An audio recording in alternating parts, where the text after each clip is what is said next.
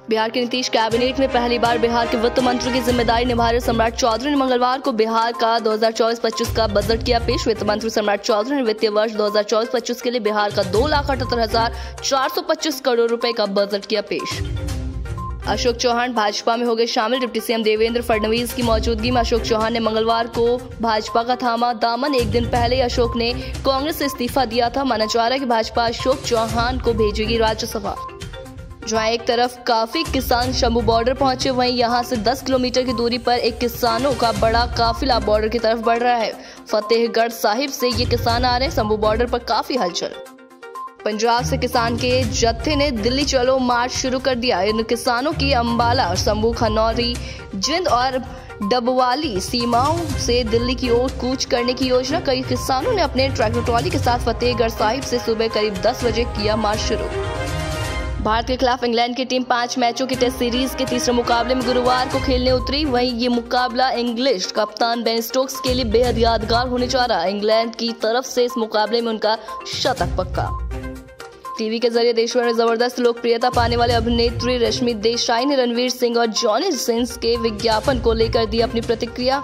उन्होंने इस विज्ञापन पर अपना नेगेटिव रिएक्शन दिया और इसे बेहद अपमानजनक बताया।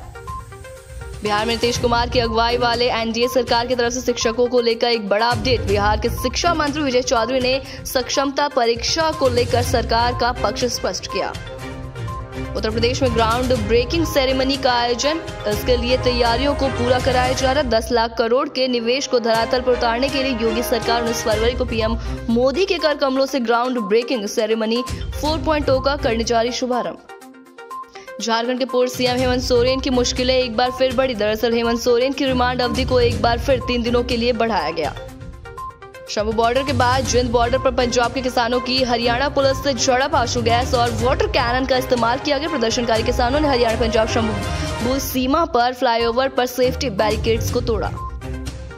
इस बार किसान आंदोलन से राकेश टिकैत और चढ़ूनी जैसे नेता गायब। किसानों की जो सबसे प्रमुख मांग है वो एमएसपी यानी न्यूनतम समर्थन मूल्य से जुड़ी। लोकसभा की 80 सीटों के साथ देश की राजनीति में उत्तर प्रदेश सबसे बड़ा अखाड़ा और बीजेपी के हाथों में तुरुप का सबसे बड़ा पत्ता है। वो राज्य की उन सीटों पर तो ध्यान दे रही है जिन पर 2019 में जीत मिली थी, साथ ही उन 14 को जिताने की योजना भी बना रही है जहां हार मिली थी। यूएई की 2 दिवसीय यात्रा पर रवाना होने से पहले पीएम मोदी ने एक्स पर डाला पोस्ट। कहा, अगले 2 दिनों में मैं विभिन्न कार्यक्रमों में भाग लेने के लिए संयुक्त अरब अमीरात और कतर का दौरा करूंगा, जिससे इन देशों के साथ भारत के द्विपक्षीय संबंध और होंगे गहरे। शंभू बॉर्डर पर किसानों और पुलिस के बीच भिड़ंत। कुछ नौजवानों ने पहले बैरिकेडिंग तोड़ने की शुरू, उसके बाद पुलिस ने लिया एक्शन। पटना में बदला मौसम का मिजाज। सुबह से ही लगातार हो रही झमाझम बारिश, सड़कों पे भी पानी की बौछार। काफी समय से लगातार बारिश की बौछार। झारखंड में ईडी की कार्रवाई लगातार जारी। मंगलवार 13 फरवरी को भी राजधानी रांची के कुछ इलाकों में ईडी की टीम की ओर से छापेमारी जारी। जानकारी के मुताबिक ईडी की टीम कोकर और अशोकनगर इलाके में छापेमारी कर रही है। राजस्थान में लोकसभा चुनाव को लेकर बीजेपी पूरी तरह तैयारी में जुटी। सियासी गलियारों में चर्चा। इस बार बीजेपी कुछ नए चेहरों पर दांव खेल सकती है। पाकिस्तान क्रिकेट बोर्ड ने भारत की देखा देखी इंडियन प्रीमियर लीग की तर्ज पर पाकिस्तान सुपर लीग की थी शुरुआत। किसानों का जत्था दिल्ली की ओर रवाना। किसान आंदोलन की वजह से पटेल चौक मेट्रो स्टेशन को किया गया बंद। किसानों के दिल्ली कूच से हरियाणा से दिल्ली तक सीमाएं सील। सीमेंट के स्लैब और कंटीली तारों से किसानों को रोकने की तैयारी। दिल्ली पुलिस ने ट्रैफिक एडवाइजरी की जारी। महाराष्ट्र के पूर्व सीएम अशोक चौहान ने बदला पाला। कल कांग्रेस से दिया इस्तीफा, आज बीजेपी में वे शामिल। अशोक चौहान को बीजेपी में शामिल कराने पर देवेंद्र फडणवीस ने कहा, आज आनंद का दिन है।